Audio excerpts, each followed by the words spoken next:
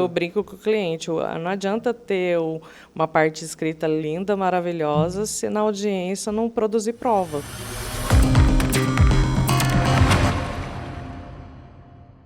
Vamos começar mais um bate-papo jurídico. Hoje eu estou aqui com a doutora Amanda Arantes e o assunto do dia é pejotização.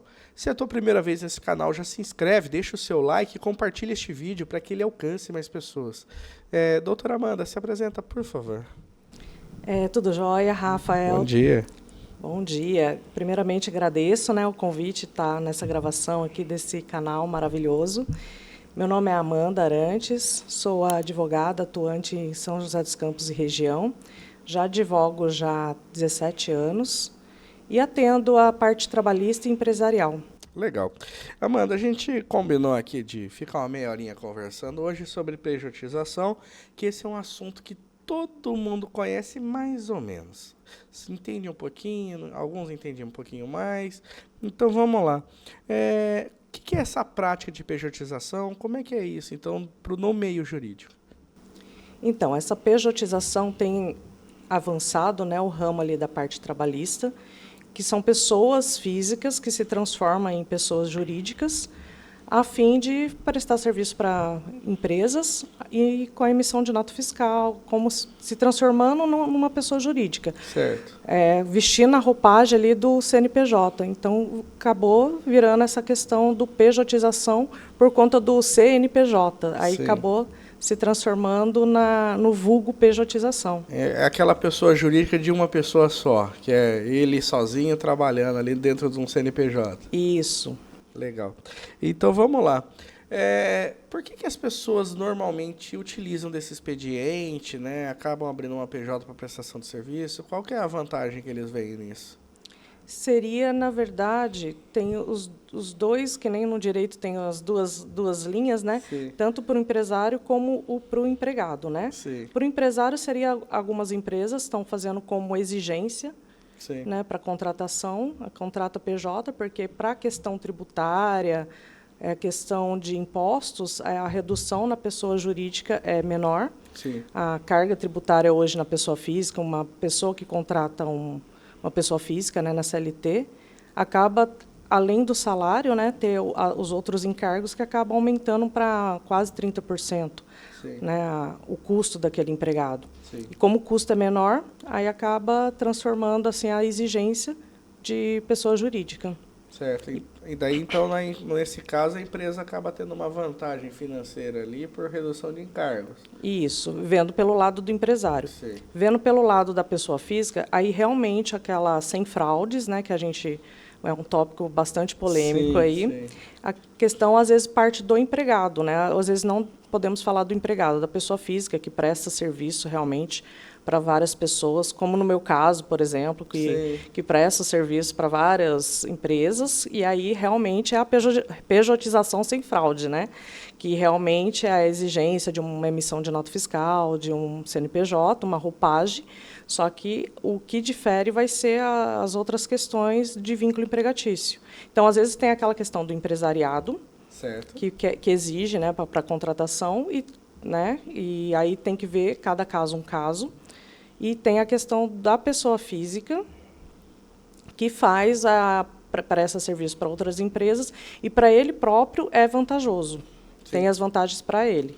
Então, tem os dois lados, cada um com as suas vantagens e desvantagens ali. Foi bom você ter falado. Então, que você está falando, sem fraude, sem fraude.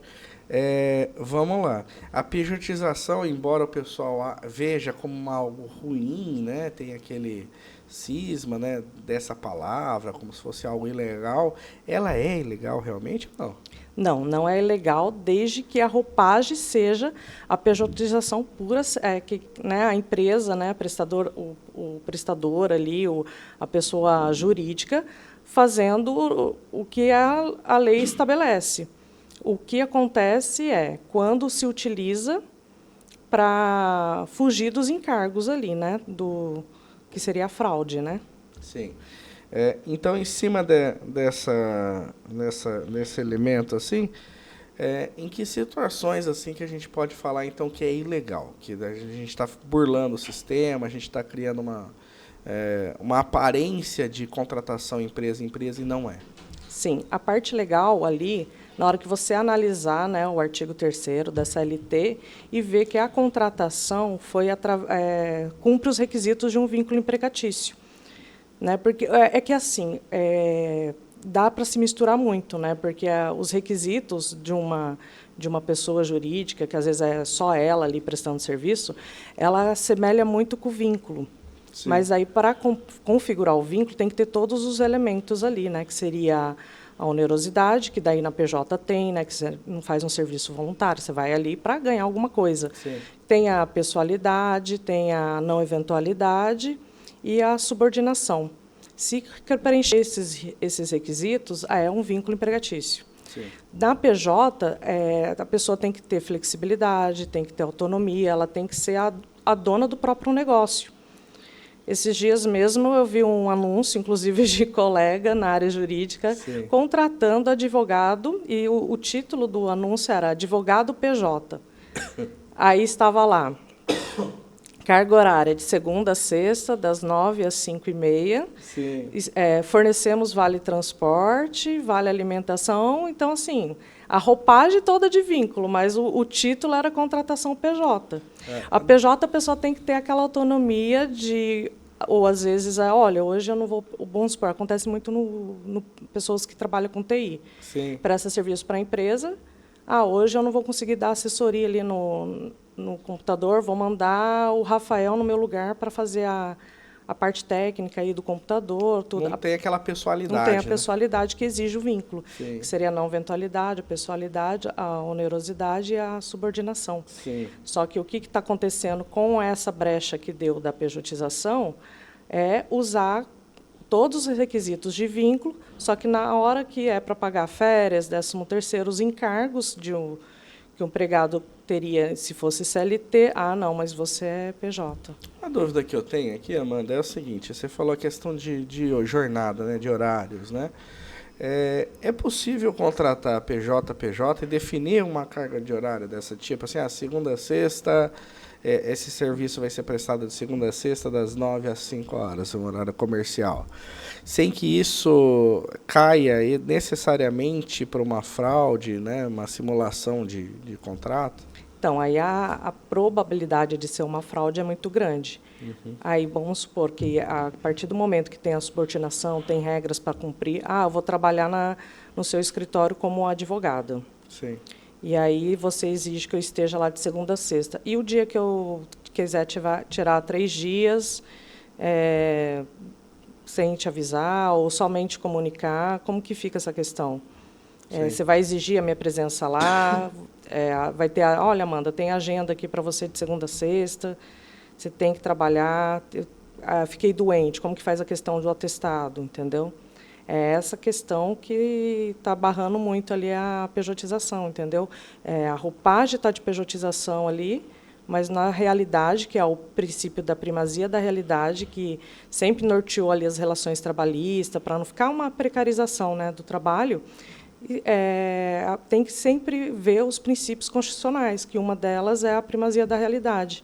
Então, sim, na Justiça do Trabalho, ingressava as pessoas com PJ, pedindo a nulidade do contrato, para dizer, olha, embora eu seja contratado, foi uma exigência da empresa, né? Mas eu tenho que cumprir horário, se eu falto, eu tenho que apresentar atestado, eu não posso ficar 3 dias sem dar satisfação, tem que cumprir o horário, tem que cumprir as regras impostas pela empresa. Eu tenho um chefe, subordinação.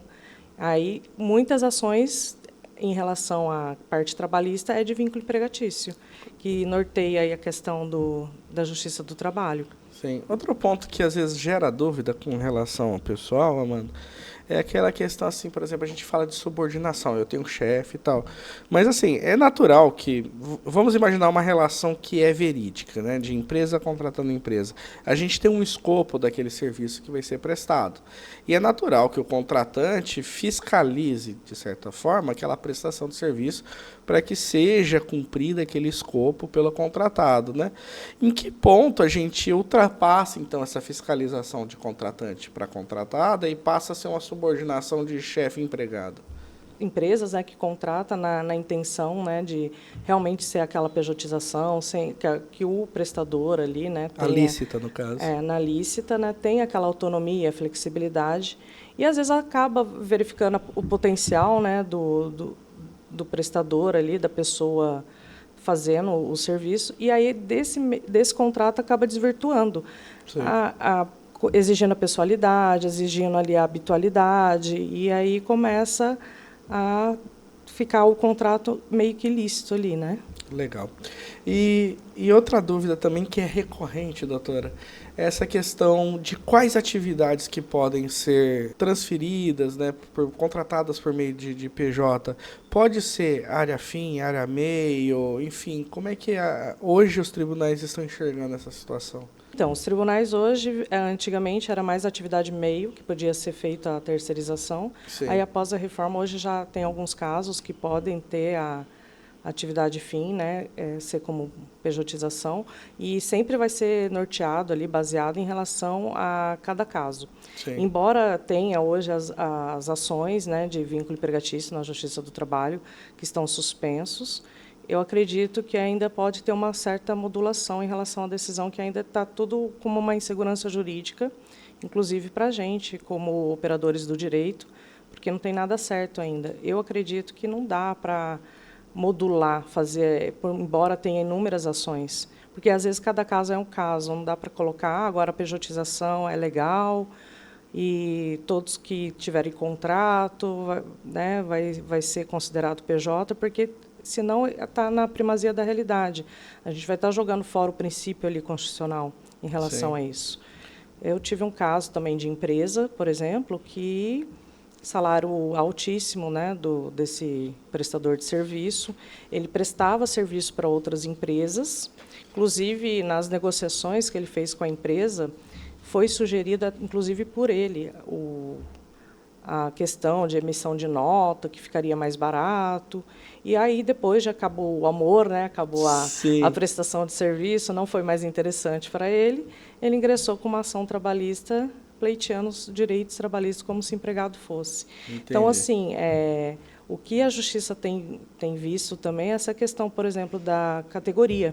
Embora todos são iguais, né, perante a lei, tem aquelas categorias em que tem aquele poder também de negociação, de contrato, né? Advogados, médicos, não fazendo diferenciação, mas o que assim a Justiça deveria mais assim fazer a questão da modulação é barrar a pejotização geral.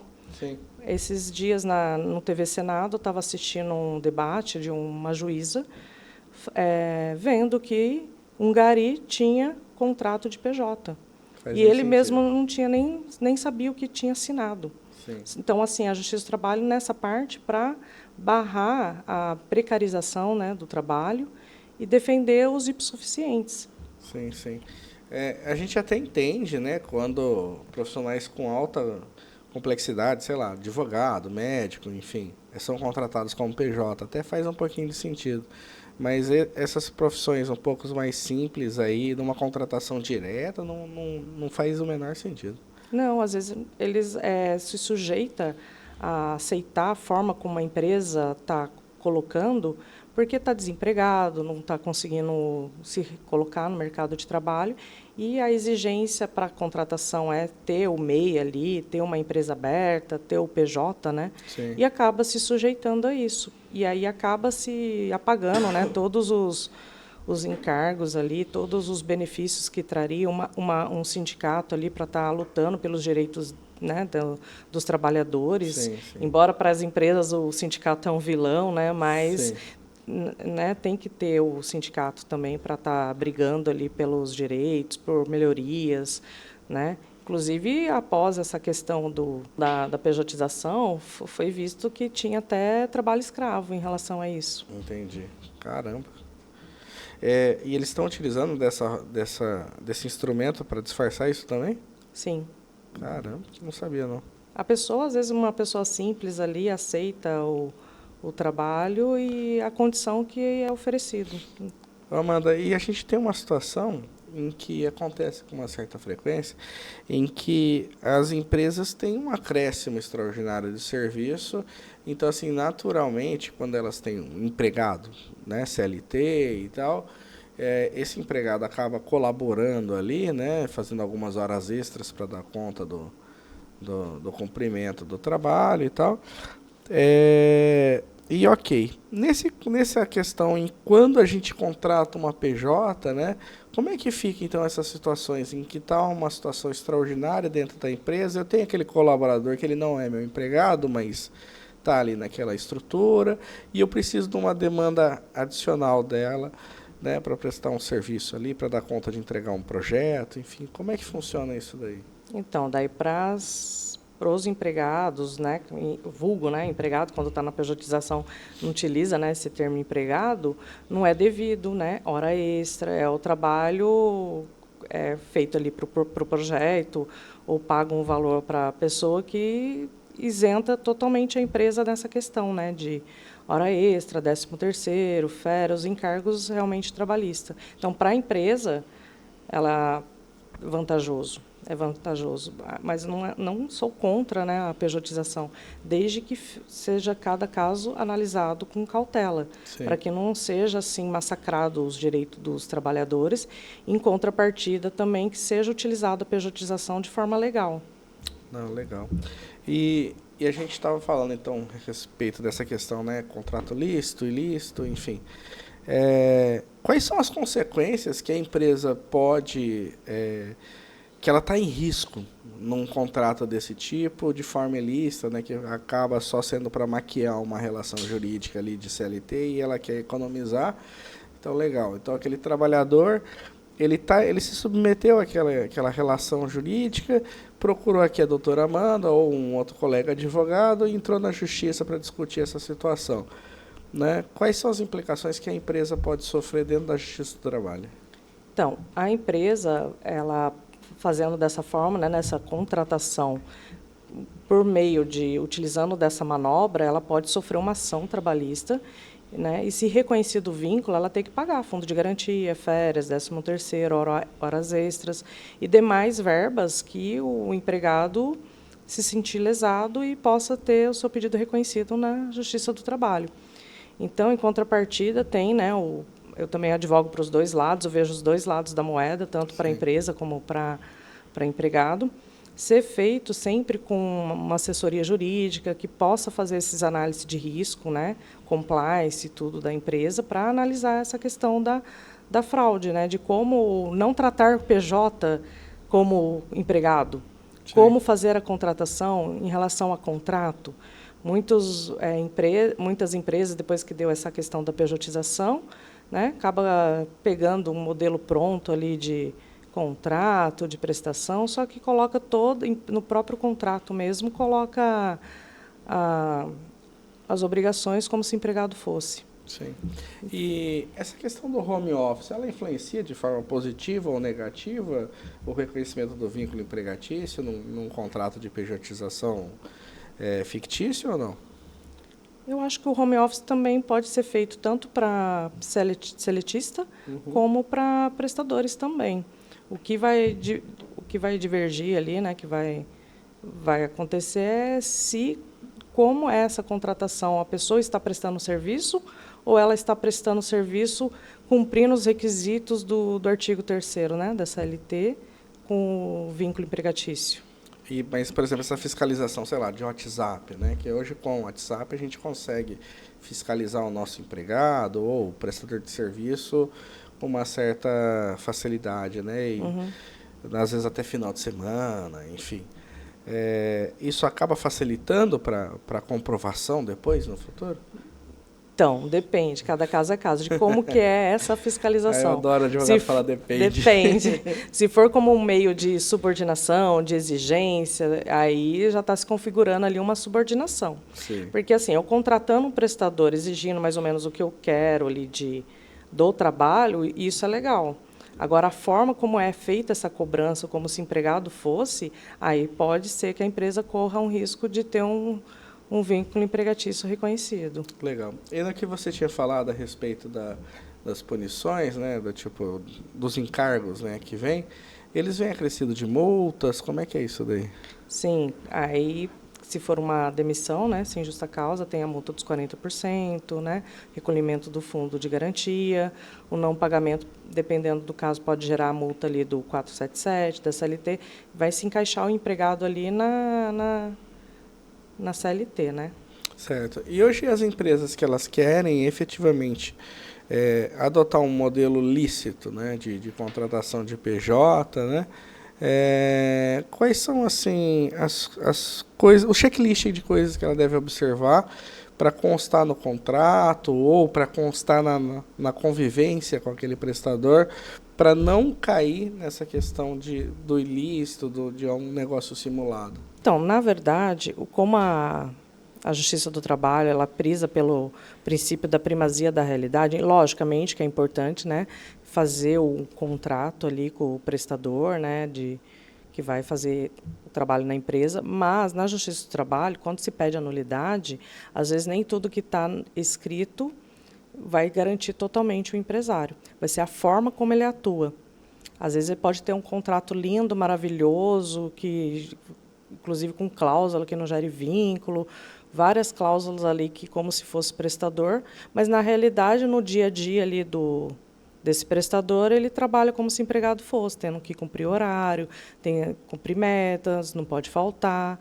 Então, e aí quando chega na justiça, não, mas eu tenho um contrato aqui formalizado com ele que ele não tinha que fazer nada disso, mas Sim. na Justiça do Trabalho vai se verificar essa questão de como ele atuava dia a dia, que é através de testemunhas que vai provar e pode ser quebrada essa questão do contrato formalizado. Legal. Na verdade, assim, não tem um checklist que possa garantir 100%. Seria, logicamente, que seria interessante, né, estar fazendo um contrato, porém, aquilo que eu falei no início, não tratar pejotização, o prestador, como empregado. Porque, embora tenha um contrato assinado, tudo bonitinho, ele pode, sim, sofrer riscos se começar a desvirtuar esse contrato. Legal. E, por exemplo, a gente está gravando aqui no estúdio, né? E dentro desse mercado do digital, é normal, né, as pessoas serem PJ. É um mercado que realmente, né, a parte de informática, de produção de conteúdo, enfim, todo esse mercado, ele gira em torno desse tipo de contrato, né? E é um ramo, como eu disse, que lá no passado, que eles ficam sempre em home office, né? Estão sempre em home office, estão sempre assim e tal. E nesse tipo de mercado existe muito contrato de parceria, em que além de ter a prestação de serviço, existe uma participação no resultado de uma determinada campanha de marketing e assim por diante. Esses contratos de parceria, eles influenciam de uma forma positiva a descaracterizar a relação de subordinado ou não, numa situação em que a pessoa entre na Justiça do Trabalho, isso vai ser visto como um prêmio, porque foi dado por um CLT? Como é que fica isso daí? Então, aí nessa questão de parceria, eu entendo sim positivamente, porque a questão ali fez a contratação para fazer a edição de um vídeo. Sim. Eu vou contratar o Rafael, que eu sei que ele é o melhor da cidade que trabalha com edição. Mas, a partir do momento que eu vejo ali o seu orçamento e vejo que você não vai ter agenda, por exemplo, eu tenho aquela flexibilidade de poder contratar uma outra pessoa. Sim. Hoje o Rafael, a parceria dele é muito boa, mas hoje ele não me atende. Então, aí não gera vínculo. Sim. Porque daí não vai faltar a pessoalidade ali. Então, não cumpriu os requisitos ali da CLT. Então, para isso já é mais difícil configurar, entendeu? E essa divisão de lucros, por exemplo, a gente fez uma campanha em conjunto. Então, eu sou o produtor e você a editora, né, dos vídeos, a gestora do tráfego e tal. Também ajuda nessa questão para afastar a questão do direito, do reconhecimento como empregado? Sim, ajuda porque ali eu vou estar dividindo o risco, né, com você. Você vai estar ganhando uma parte, eu também. Então, meio como se, entre aspas, a gente fosse sócio, né? Legal. E o nosso papel aqui, né, Amanda? A gente falando da gente como advogado, né? Então, sei lá, você já disse que trabalha nas duas pontas. Então, você trabalha, né, defendendo os interesses da empresa e defendendo o trabalhador em algumas situações, né? Quando uma empresa te procura para analisar uma relação, para ver como é que ela pode construir essa relação sem caracterizar, qual que é o nosso papel, de que forma que a gente pode instruir as empresas e ajudá-las a não cometerem irregularidades? É fazer análise, né, documental, né, de todos os empregados, ver a atividade, analisar essa questão de atividade meio, atividade fim, embora hoje pode ser feita a terceirização, né, na atividade fim, mas às vezes é aquela empresa que contrata todo mundo para atividade fim. Sim. Então aí já vê que tem um desvirtuamento ali da atividade, né, da empresa, jogando tudo para uma fraude. Então, o papel do advogado é não só a questão de fazer um contrato, né, bem elaborado, e fazer essa análise de risco também para a empresa. Sim. E fazer assim um treinamento, cursos, né, inclusive com os gestores, justamente para essa questão. Essa pessoa é prestadora, é empregado, porque não adianta a pessoa querer economizar e lá na frente vai ter que pagar o dobro, até mais. E ter uma ação trabalhista que perante clientes não vai ser legal também, né? Legal. E o advogado, então, que agora está atuando pelo trabalhador, né? Então, o advogado recém-formado, ou o cara que está querendo vir, vou ir para essa área, né? Às vezes está advogando em outra seara. Qual que ele deveria inquirir o trabalhador, assim, para fazer uma boa entrevista com o trabalhador, para montar um bom processo? Aí seria analisar essa questão dos requisitos mesmo, né, da CLT, para analisar assim como que era o dia a dia dele. Sim. Como você tinha chefe, você tinha subordinação, como que era o seu pagamento, como que era feito, como que você poderia mandar alguém no seu lugar, que seria a pessoalidade, como que seria essa questão da não eventualidade, você tem que estar lá todo dia, ou você trabalha uma vez por semana, que nem há um tempo atrás, né, era a questão da diarista, né, que você trabalhava uma vez, 2 vezes, dava vínculo. Se você não for na segunda, você pode ir na terça, você pode mudar. A questão, se você faltar, tem que apresentar atestado. Como que funciona ali o seu dia a dia? Sim. Porque tem muitos trabalhadores, né, que solicita, né, pleiteia a questão, e quando o empregado chega no escritório, às vezes os advogados assim não fazem essa entrevista prévia e acaba lá na Justiça do Trabalho, na hora do depoimento, descobrindo, mas eu prestava serviço para ele, se eu não pudesse ir na terça, eu conversava, para ele estava tudo bem, eu ia na quarta, não era todo dia, aí muda a história lá na frente do juiz. Então, ali, o advogado que faz uma boa entrevista já consegue eliminar no próprio escritório se é uma ação de ganho ou não, uma ação aventureira. Lógico que o advogado não promete ganho, sim, mas assim o êxito numa boa entrevista já aumenta bastante. E exclui aquela questão de ação aventureira, né? Sim. E em cima do que você falou, né? Você falou, uma boa entrevista pode melhorar a chance de êxito, né? Em cima dessa linha, né? Quais são os outros erros que você acaba vendo em umas petições iniciais? Às vezes você trabalhando pela empresa e está contestando, né? Você fala, nossa, aqui o advogado errou nisso aqui, enfim, aquelas falhas mais corriqueiras, né? E para o empregado seria aquela questão uma entrevista mal feita mesmo pelo profissional ali, que não se ateve a... Porque, às vezes, o cliente, quando chega no escritório, a gente vai pelo princípio da boa-fé, que a gente parte do princípio de que o cliente está ali e está para falar a verdade. O maior erro do empregado que a gente verifica, né, nos escritórios, né, é quando o cliente mente já para o advogado. Sim. Aí, na entrevista, o advogado não consegue pegar os erros. Entendi. E só vai pegar no dia da audiência, que daí, quando chega na frente do juiz, aí conta a verdade que deveria ter contado para o advogado. Porque eu já vi muitos casos que, às vezes, né, na parte contrária ali, que eu vejo que até o próprio cliente mentiu para o advogado. Eu brinco com um advogado amigo meu sócio, né, que o cliente ele pode mentir para todo mundo, menos pro advogado e pro padre. O resto ele fica à vontade. E já aconteceu na entrevista, porque isso, quando eu comecei a advogar, eu fazia só empregado. Sim. E aí, na batalha ali, foi ótimo, né, quando eu comecei a fazer empresa, porque quando o empregado chega no meu escritório, eu já mudei, né, um pouco a cabeça e já entrevisto ele já pensando na defesa da empresa, o que a empresa poderia alegar. Aí, quando ele chega para fazer ali a entrevista, eu já pergunto, mas é assim, funciona dessa forma? Você realmente não poderia tirar 1 hora, mas na semana ali, aí já muda então, né? Mas ali, acho que pensando bem, acho que dava para tirar, aí já muda um pouco o discurso. Sim. Então, ali eu já começo a eliminar até os pedidos que o empregado faria ali que me colocaria de saia justa, né, perante o juiz. E a trabalhista, ela tem essa questão assim de acontecer muita coisa concentrada em audiência e realmente não dá tempo de você mudar ou se inteirar, enfim, criar uma estratégia. É muito complicado. Eu falo que é uma advocacia muito difícil de fazer por conta disso, né? Por exemplo, eu que advogo na área previdenciária, eu tenho pouca audiência. Então, no geral, é mais rebate de argumento via petição.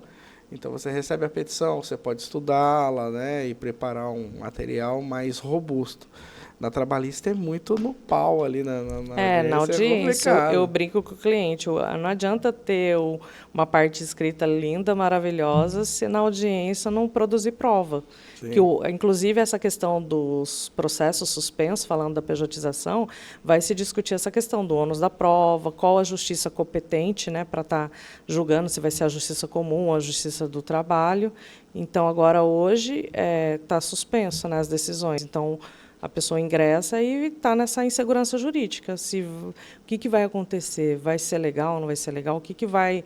Espero voltar aqui com uma boa notícia de como vai ser a decisão depois da pejotização. Que tá, não só os empregados, está nessa angústia dessa decisão, mas nós, operadores do direito, também. E, no meu caso, pior ainda, né? Porque eu faço empresa e eu faço empregado. Então, por isso que eu falo, tem que ter uma modulação ali, né, da decisão, porque, como eu faço os dois lados, às vezes vai ser bom para uns clientes que eu atendo, mas, em contrapartida, vai ser ruim para a empresa ou para o empregado, não sei o que vai decidir, qual que vai né, ser o resultado. Qual que vai ser o resultado. Legal. Mas eu acho interessante, sim. Inclusive, tem operadores, juízes, que defendem essa questão também da modulação. Porque, não, como diz, cada caso é um caso, mas não dá para ver a pejotização seca. Se é legal ou não é legal, porque isso aí vai interferir não só na questão trabalhista, mas na questão política também, em relação à arrecadação, do fundo de garantia também, que serve para outros meios também, né? Então vai abalar, né? Tá um assunto aí bem polêmico. Legal. Amanda, a gente combinou ficar aqui meia hora, a gente cumpriu o nosso objetivo. Obrigado por ter vindo, né? Fico muito honrado com a sua presença aqui no podcast. E eu vou abrir o microfone para você se despedir. Tá, joia. Obrigada, Rafa. Obrigada pelo bate-papo jurídico. Agradeço o convite e espero voltar mais vezes aqui, inclusive para, depois que sair essa decisão aí da pejotização, aí, ver que rumo que o Brasil vai tomar depois dessa polêmica aí da pejotização. Então é isso, por hoje é só. Siga as nossas redes sociais, acompanhe o nosso trabalho, se inscreve neste canal e até o próximo episódio.